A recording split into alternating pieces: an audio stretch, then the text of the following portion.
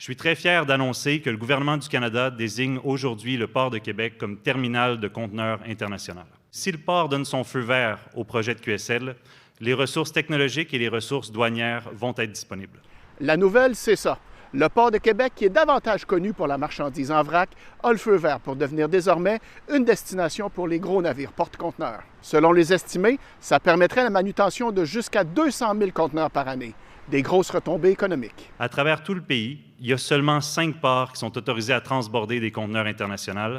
Et aujourd'hui, le port de Québec devient le 6e et c'est majeur. Si le projet de QSL qui est sur la table est autorisé, et il reste beaucoup d'étapes à franchir, c'est des retombées économiques possibles de 60 millions par année. C'est des dizaines, voire des centaines de bons emplois directs et indirects. Pour l'instant, on n'a absolument aucune idée du projet qui est envisagé.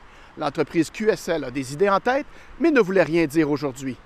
Une chose est sûre, le gouvernement du Québec n'aura pas un mot à dire. Ultimement, la responsabilité de donner le go ou le no-go revient au port de Québec. Le gouvernement du Québec lui-même n'aura pas un mot à dire là-dedans. Non, on est de juridiction, puis c'est une excellente question. Donc, nous sommes de juridiction fédérale. Il y a eu des débats, notamment à la Cour d'appel et à la Cour suprême, et on est donc soumis à la juridiction fédérale pour l'entièreté de l'évaluation du processus.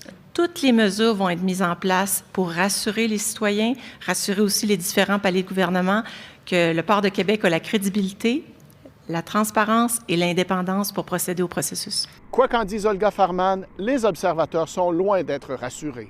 Le projet de QSL nous inquiète. On est dans une zone sacrifiée où on a déjà une usine de gaz naturel, on a l'incinérateur de la ville de Québec, on a la White Birch, on a l'autoroute du Frein Montmorency.